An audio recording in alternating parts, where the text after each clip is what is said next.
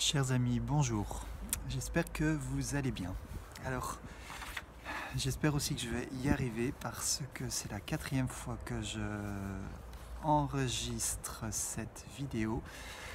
C'est compliqué de faire tout rentrer en 15 minutes. Voilà, alors je me permets de ne pas faire ce que j'ai dit hier, c'est-à-dire d'aborder les chapitres 5 et 6, parce que je veux terminer les chapitres 3 et 4 pour mettre en valeur la figure de Moïse, qui est très belle, très attachante. Alors, Moïse a entendu Dieu lui dire « Fais sortir d'Égypte mon peuple, les fils d'Israël ». C'est une mission énorme, étant donné la puissance d'Égypte et puis la puissance aussi du peuple, le nombre du peuple qui remplissait le pays. Et on l'a vu au verset 11, Moïse pose cette objection: qui suis-je pour aller vers le Pharaon et faire sortir d'Égypte les fils d'Israël?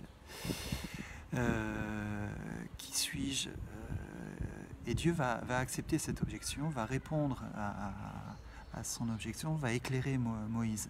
Mais c'est vrai, on peut se dire, qui est-il? On comprend cette question qui se pose. Qui suis-je? Moi, j'ai été éduqué à la cour de Pharaon. On pourrait se dire que c'est le meilleur alibi justement pour se présenter à Pharaon, mais je suis parti d'Égypte parce que j'ai tué un Égyptien, j'ai un meurtre sur les mains. J'ai abandonné l'Égypte, je me suis retrouvé dans ce désert, je me suis marié à une femme qui n'est pas du tout de la cour de Pharaon, qui n'est pas de la noblesse, c'est une pauvre bergère. Et maintenant, depuis plusieurs années, je m'occupe de mes fils, de ma femme et de mes troupeaux. Voilà, je suis un obscur berger. Qui suis-je? Et grâce à cette objection, en fait, Dieu va lui révéler quelque chose de très profond qui est valable pour nous. Dieu lui dit: je suis avec toi. Je suis avec toi. Mon être, c'est cela, c'est d'être aussi avec les hommes.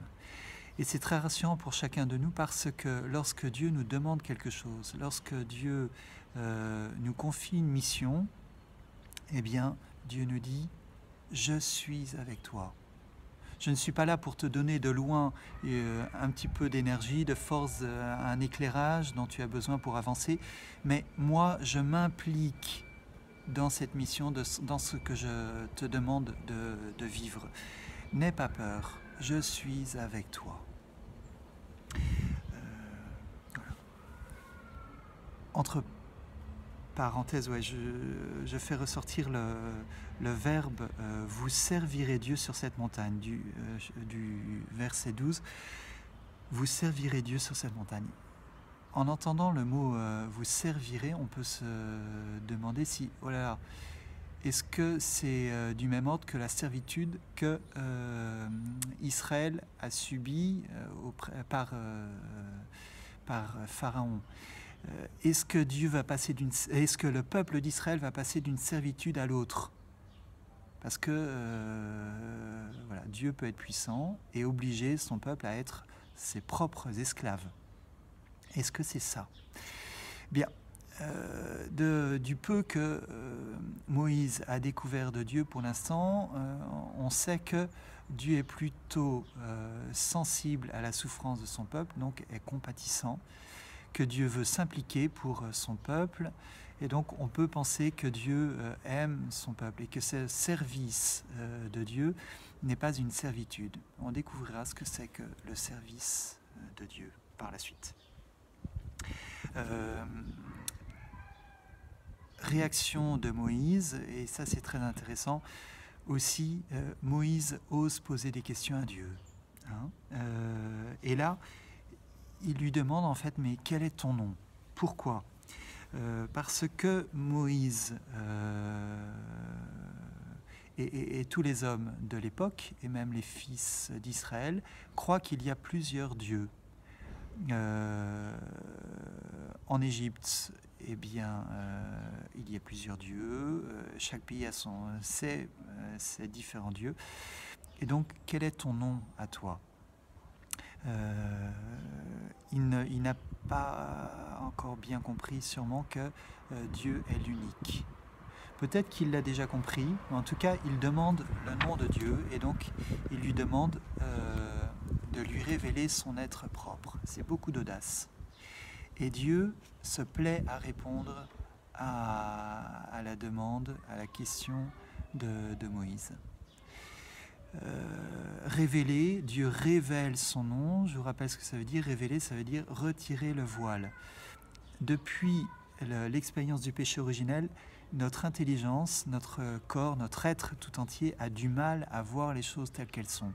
Et il a du mal à accéder jusqu'au mystère de Dieu. Notre intelligence ne comprend pas. Il faut une intervention particulière de Dieu pour retirer ce voile qui empêche l'homme de le voir et d'accéder à son être propre. Et donc Dieu répond positivement à sa question et va lui dire: je suis celui qui est, je suis celui qui suis, qui sera éternellement. Je suis, contrairement aux autres dieux qui n'existent pas. Voilà. Grâce à Moïse, à cette question, nous connaissons le nom de Dieu. Dieu a révélé son nom et donc nous pouvons avoir accès au nom de Dieu.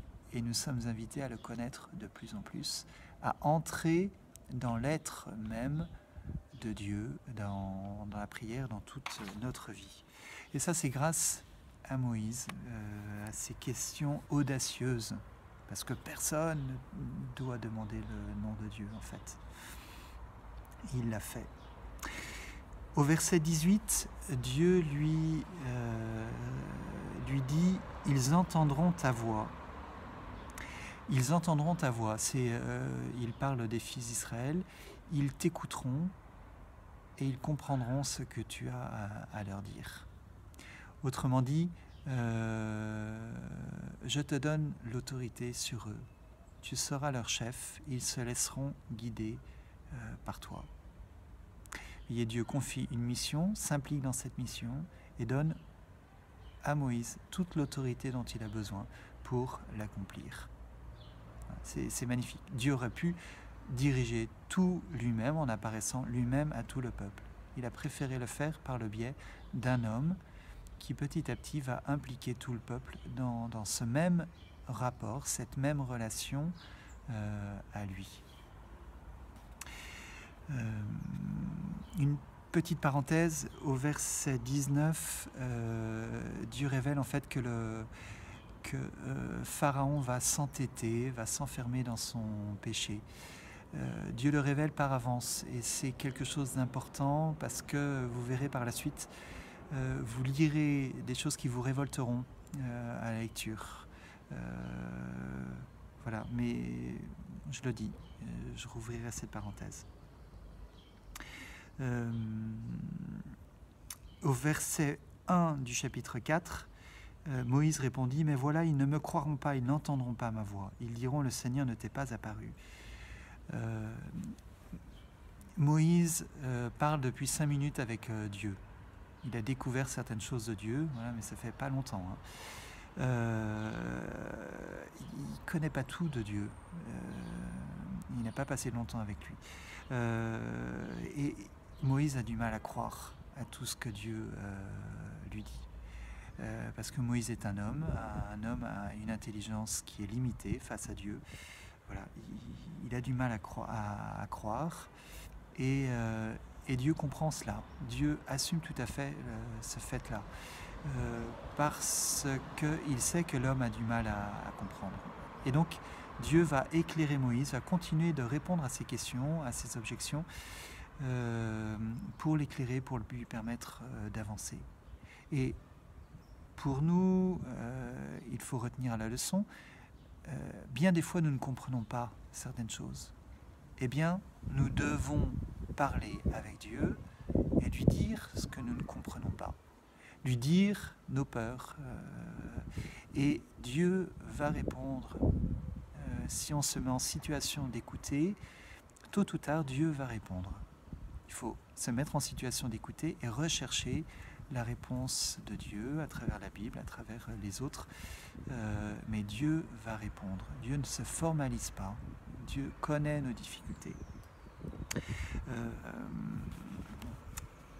Et là, Dieu lui donne deux signes. Le signe du serpent, qui est le signe que Dieu est plus fort que toutes les menaces extérieures, que toutes les puissances qui se manifesteront peut-être être très fortes, toutes les puissances extérieures. Ce serpent fait peur à Moïse, et en même temps, c'est très beau, quand Dieu lui dit de reprendre le serpent, il le saisit et il redevient un bâton. Moïse a foi en Dieu quand même, hein. Et donc, Dieu lui dit, n'aie pas peur des autres. Voilà, n'aie pas peur des magiciens, n'aie pas peur des pouvoirs des autres. Moi, je suis plus grand que tout menaçant qu'il soit. Et la deuxième chose, la lèpre, vous voyez, la lèpre pour le peuple d'Israël, c'est la lèpre du péché. C'est n'aie pas peur de la lèpre intérieure qui te ronge. N'aie pas peur de ton péché. Moi, je suis plus grand que ton péché et je peux te guérir de ton péché à toi et du péché du peuple d'Israël. N'aie pas peur de ce qui est à l'extérieur de toi et de ce qui te ronge aussi à l'intérieur. Voilà, je suis plus fort que toi. Et dernier signe qu'il annonce, l'eau du fleuve du Nil qui apporte la vie, moi je peux la retourner contre la vie des hommes. Donc je suis plus fort que tout, n'aie pas peur. Mais encore une objection qui est très forte chez Moïse, on comprend. Moïse lui dit au verset 10, « Je ne suis pas doué pour la parole, ni d'hier ni d'avant-hier, ni depuis que tu parles à ton serviteur. Depuis que je te vois, ça n'a pas changé. Tu vois, je parle mal, je suis bègue, je ne sais pas m'exprimer. » Et là, tout d'un coup, on découvre une nouvelle faiblesse de Moïse. Moïse est bègue. On l'imagine fort, mais Moïse est bègue. Et vous voyez, dans les grands films sur les 10 commandements, tout ça, on ne voit pas ça. On ne voit pas que Moïse est bègue. Mais c'est dommage. Parce que Moïse est un personnage plein de limites aussi. Moïse est vraiment un frère en humanité. Et on peut se demander, mais pourquoi est-ce qu'il est bègue ? Il faudrait demander à des psychiatres, psychologues, des médecins en tout cas. Mais quand on reprend son histoire est impressionnante. Moïse est né dans une famille hébraïque, au moment où on tuait les enfants, les garçons en tout cas. Moïse est élevé quelques jours, le temps qu'il grossisse par ses parents. Il est sûrement circoncis, puisqu'on reconnaît qu'il est hébreu. Et ça va rester marqué en son corps.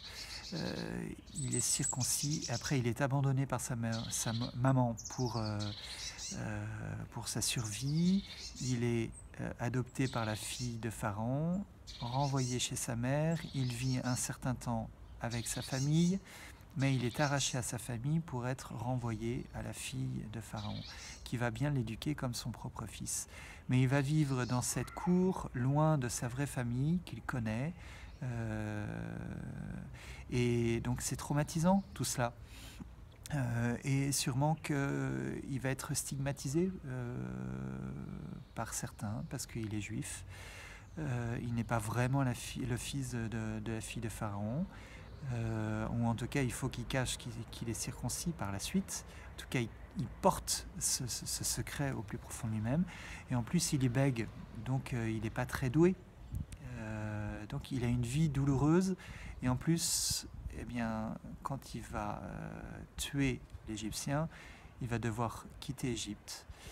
Et là, il quitte tout le confort de la cour de Pharaon, qui était la cour la plus luxueuse qui existe, pour aller dans le désert. et il n'est qu'un pauvre petit berger. Vous voyez, c'est ça Moïse. Moïse est profondément pétri d'humanité comme la nôtre. Voilà, suite demain.